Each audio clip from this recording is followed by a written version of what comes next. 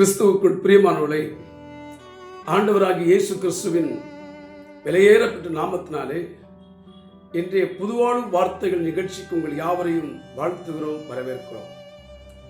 இன்றைய நாளிலே கர்த்தர் சிலுவையிலே மொழிந்ததான 7 வார்த்தைகளில் ஒரு வார்த்தை, 5வது வார்த்தை தாகமாய் இருக்கிறேன் என்கிற வார்த்தையை குறித்து கர்த்தர் பேசுவார்.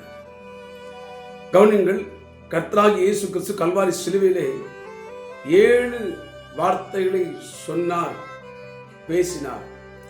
அல்லது அவருடைய வாயிலிருந்து 7 பூக்கள் மலர்ந்தது என்று சொல்லப்படுகிறது. அதில் 5வது பூவாக தாகமாய் இருக்கிறேன் என்று வேதம் சொல்கிறது. முதல் பூ மன்னிப்பு, 2வது பூ ரட்சிப்பு, 3வது பூ அரவணைப்பு, 4வது பூ அங்கலாய்ப்பு, 5வது பூ தவிப்பு, 6வது பூ நிறைவேற்றி முடிப்பு, 7வது பூ ஒப்பு கொடுப்பு. இப்படி 7 பூக்களை குறித்து வேதம் சொல்லுகிறது. இதில் 5வது வார்த்தை கவனிங்கள். இந்த 5வது வார்த்தையை நாம் விளக்க வேண்டுமானால் 4வது வார்த்தையுடைய கண்டிஷனாக தொடர்ச்சியாக அது இருக்கிறது. 4வது வார்த்தை என்ன சொல்கிறது? என் தேவனே என் தேவனே ஏன் என்னை கைவிட்டேன். கவனிங்க, வேதம் தெளிவாக சொல்லுகிறது, பரலோகத்திலே தேவனோடு கூட இருந்தவர், உலக தோற்றத்துக்கு முன்பாகவே தேவனுடைய மடியிலே செல்ல பிள்ளையாய் இருந்தவர், ஒரு நாளும் தேவனை விட்டு பிரிந்து செல்லாத பிரிந்திடாதவர், ஒரு நாள் கூட, ஒரு மணி நேரம் கூட, ஒரு நிமிடம் கூட தேவனை விட்டு, தேவ சமூகத்தை விட்டு பிரிந்திராதபடிக்கு இருந்தவர், அவருடைய மடியிலே செல்ல பிள்ளையாய் இருந்தவர். அவருக்காகவே உலகம் உண்டாக்கப்பட்டது, அவர் மூலமாகவே உண்டாக்கப்பட்டது. இப்பொழுது சிலுவைக்கு வரும் பொழுது 4வது வார்த்தை சொல்லுகிறது, என் தேவனே என் தேவனே ஏன் என்னை கைவிட்டீர். அர்த்தம் என்ன?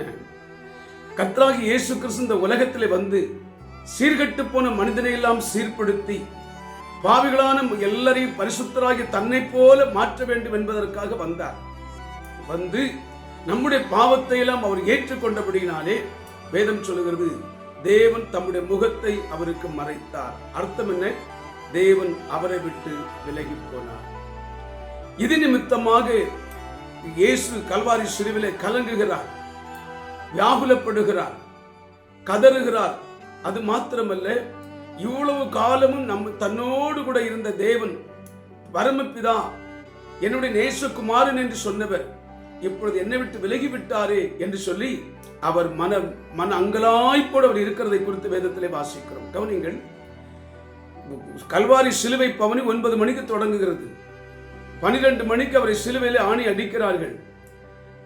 அதே நேரத்தில் மத்தியானம் 3 மணிக்கு அந்த வார்த்தையை சொல்லுகிறார். 9ஆம் மணி வேளையில் அவர் சொல்லுகிறார், என் தேவனே என் தேவனே ஏன் என்னை கைவிட்டீர். இந்த 3 மணி நேரமும் உலகம் முழுவதும் அந்தகார இருள் சூழ்ந்தது என்று வேதத்தில் வாசிக்கிறோம். இப்படிப்பட்ட ஒரு சூழ்நிலையிலே தேவன் அவரை விட்டு பிரிந்து அவருடைய சமூகம் அவரை விட்டு பிரிந்து அவர் தன்னை விட்டு விலகி போனது நிமித்தமாக அவர் சொல்லுகிறார், என் தேவனே என் தேவனே ஏன் என்னை கைவிட்டீர். இப்படி சொல்லிக்கிட்டு 5வது வார்த்தையை சொல்லுகிறார். என்ன சொல்லுகிறாரு? நான் தாகமா இருக்கிறேன். What is the meaning? நான் உம்மிடத்தில் வருவதற்கு, உம்முடைய சமூகத்திலே வாழ்வதற்கு, உம்மோடு கூட ஆண்டவர் தகப்பனிடத்திலே வந்து சேருவதற்கு, இளையகுமாரன் எப்படி தகப்பனிடத்தில் வந்து சேர்ந்தார் அதே போல வருவதற்கு நான் வாஞ்சையும் விருப்பமும் மிகுந்த தாகமா இருக்கிறேன் என்று சொன்னார். எனக்கு அருமையானவளே, 3 மணி நேரம் கூட ஆண்டவரை விட்டு பிரியக்கூடாது என்று சொல்லி பிரிந்ததை, தேவனை விட்டு பிதாவை விட்டு பிரிந்ததை மிகவும் வருத்தமாக தாகமாயிருக்கிறேன் சொன்னார்.